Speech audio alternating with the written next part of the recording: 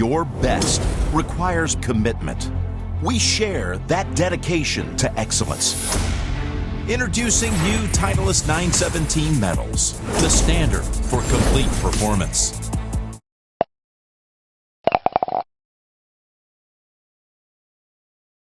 Great to have you here, and thank you for coming. This year has been an up and down year. I've read that, you know, you've played well. There's been 2 tournaments in the row to start the year, and then I did read, but you can't always believe what you read, that you were slightly unhappy with your show at the majors. Mm-hmm. I think that's very accurate. Well reported, whoever wrote that this year. We got it right once, only once. Well done. No, obviously after having a great start to the year and winning 2 events in a row and having a couple second place finishes before that, the expectations naturally go up for the year, and you think you're going to, you know, storm through and have, you know, a career year and a memorable year, but it didn't quite happen. I played really well, but you know, I think my short game let me down a little bit this year. Certainly that was the general feel for my game, but I still played at a fairly high standard. I racked up a lot of top 5s and 10s and stuff like that, but it was a bit lean on the wins after such a great start. It would have been great to keep the momentum rolling at least for another couple months and maybe contend a little better in the majors, and that's kind of what my whole focus is. So I was a little disappointed with that, but my standard of golf is still high, and I now just need to capitalise on that, hopefully here this week. Do you like this golf course? Do, very much, and I came down for a couple hits last week and refreshed myself with the course, and again it's going to play tough if the wind blows. It's in good shape. I think it looks hot on Friday. The greens could dry out. It could get a little spicy for us on the weekend out there, and that'll make for some interesting golf. So I certainly feel like I'd like to get a win here at Royal Sydney after what happened a few years ago. That burns a little bit, and also to win the Aussie Open is special, but it will kind of cap off what was a good year, but it'd make it feel just that bit better because I've got another win. Is your game in great shape coming into here? You're very confident where you are? I like where my game's at. I've done a fair bit of work the last couple of days around the greens and on the short game, and that's where I think, you know, if that's sharp enough this week, I think that'll put me in with a good show. So the rest of my game feels very solid, and I've had mostly good scores lately. I had a couple shockers, but that happens occasionally. But there's been a lot of low scores, so hopefully I can run with that momentum this week. Okay, questions please, Tim. Thank you. Adam, I was saying, as you brought it up, the 2013, can you take us through what happened that day and how much of a motivating factor that is heading into this week and having a good performance and hopefully lifting that trophy again? Yeah, from memory, obviously the 18th hole stands out, and I made an error on the last hole when I couldn't afford to, and just the way the game goes, if I'd hit a pretty average shot to the front of the green and 2-putted, Rory probably doesn't make his putt and I win the tournament, but you know, I just slightly pushed the 8-iron and misjudged the wind. It goes over the green into a tough spot and I make a 5, and then there's the doors open for Rory, and being such a great player, you know, you got to take those breaks when they're given to you, and he knocks it in. And it was a shame because I'd had such a great run down here, but maybe good motivator for me this week to get out and try and do it all again. Next. We've seen in recent history Jordan and Rory have both won here, and in the next year they've gone on and had incredible years on tour. For you, how important do you think this tournament could be if you could win in terms of getting momentum and getting your game back on track, especially at those majors? Well, getting a win at any time is huge for the confidence, because even the best players or the top guys at the top of the world, they're not really winning that much compared to how many events they play. It's a strange game, and that extra confidence that a win gives you is huge. And those guys went on and had unbelievable years right after winning here. So you've got to take something from that. It's probably not just coincidence. And absolutely, it'd set me up for a good year next year. Like I said, I think it'd lift me up a little bit. You know, being on such a high early in the year this year kind of flattened out a little bit, even though the results were pretty good throughout the year, and it'd kind of lift me up going into next year, so it'd be a nice way to finish off. Adam, you talk about the motivating factor of the near miss, but obviously going so close must give you a lot of confidence as well coming back to this course.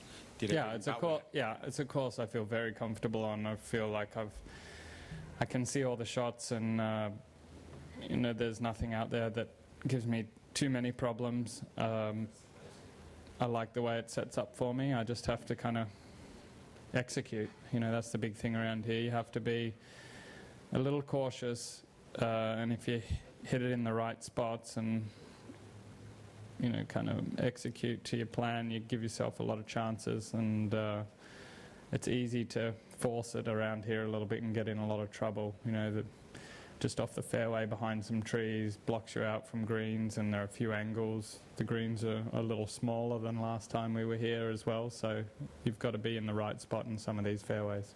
So will you have an advantage? Obviously, it's not just you and Jordan Spieth, but would you think you'd have an advantage given that he's coming here for the first time? Over Jordan?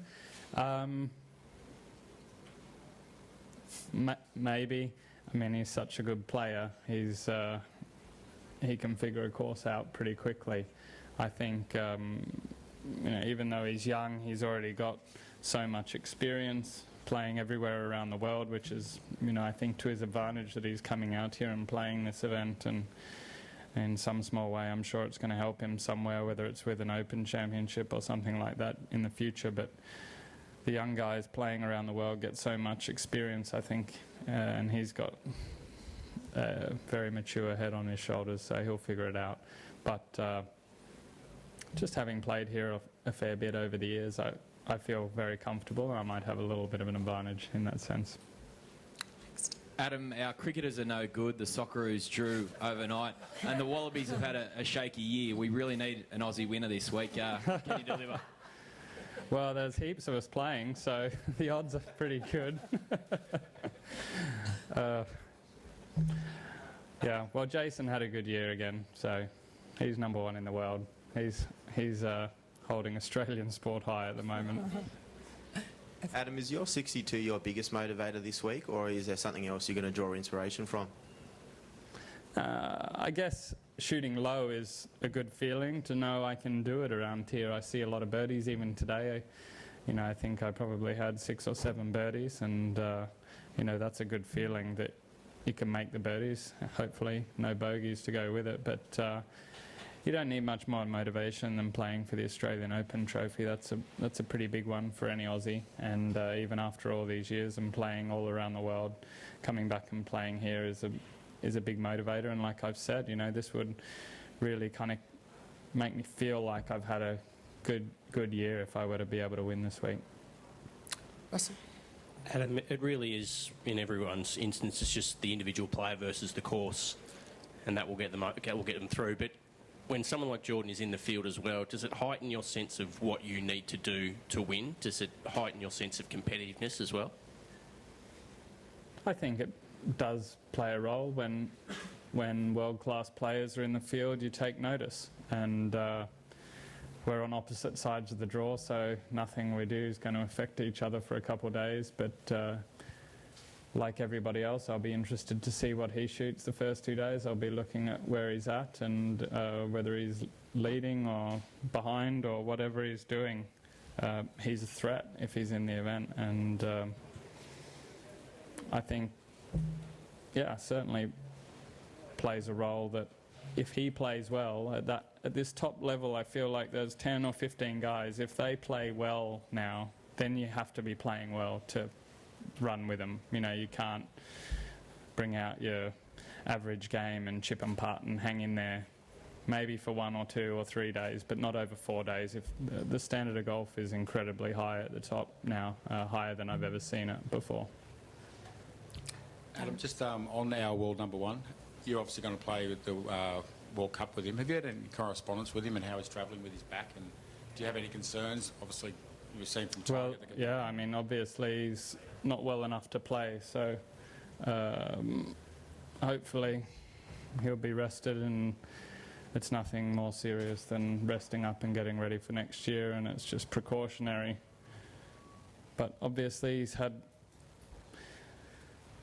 kind of really an unlucky run with illness and injury over the last few years. It doesn't seem to have hurt his golf too much, though. So I'm certainly not worried about that, but hopefully he's, gets back healthy and doesn't have to have these extended breaks, because if, one or two doesn't seem to hurt, but if it constantly keeps happening, it's probably slowing him down from what he wants to do. Mark? Welcome home, mate. You're a patriot. You've seen the kids doing so well, World Amateur Team Championship and everything like that. Have you paid much attention to the State Open since you've been home, and what's your understanding of the kids that are coming through? Yeah, the Aussie guys, Aussie amateurs are playing incredibly well this year, and even though they've been successful, more so than in years past, I think they've created a lot of noise overseas with the standard of their play, winning the Eisenhower, obviously. Curtis winning the US Amateur, and then the Asian Amateur as well. It's picked up a lot of media, and who else have we got up there? Oh, Brett, of course. Yeah, last week he was in the hunt again, Brett, and he won a State Open earlier. And he played well at the... I mean, these guys are playing so well, they're like ready to be on the tour. So obviously that part of... We don't have to worry too much about the next generation of young Aussie kids. It looks like it's in pretty good hands, and exciting for everyone to watch them come through and hopefully fulfill their potential. And for Curtis, he's going to have an unbelievable year next year, playing three of the majors and getting that experience before he even turns pro, probably. Have you taken him under your belt, under your sort of wing a little bit? If he... I don't know that I want to mess him up at all.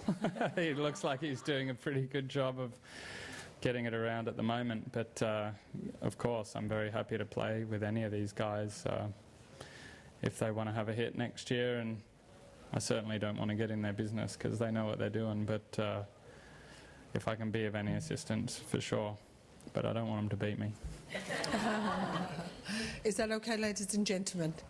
One more, please. Adam, there was a lot of talk about putting this time last year with the angle putting going out. Did you feel like the wins in February sort of silenced that doubt about whether you could return to putting well? Pretty much, yeah. I didn't have too many questions about putting after March, so that's been nice. But like everyone, I'd like to putt a little better, always. And, again, like I said, if my short game can sharpen up a little bit, I'll be right there. But I feel like it's been a pretty good year transitioning out of the long putter and back into the short putter. There's been lots of good and some frustrating stuff as well, but that's kind of golf. And I'm hopefully just always aiming to do better. Just one last one. You played with Brian Lara today. What was that experience like? Yeah, I've played with Brian a couple of times before around the world, and he and I were both a little rusty, I thought, today, but it was good to be out there with him and catch up. He loves his golf, and kind of get the lowdown on the cricket and some expert advice about that, so I know what I'm watching when I'm watching the next test.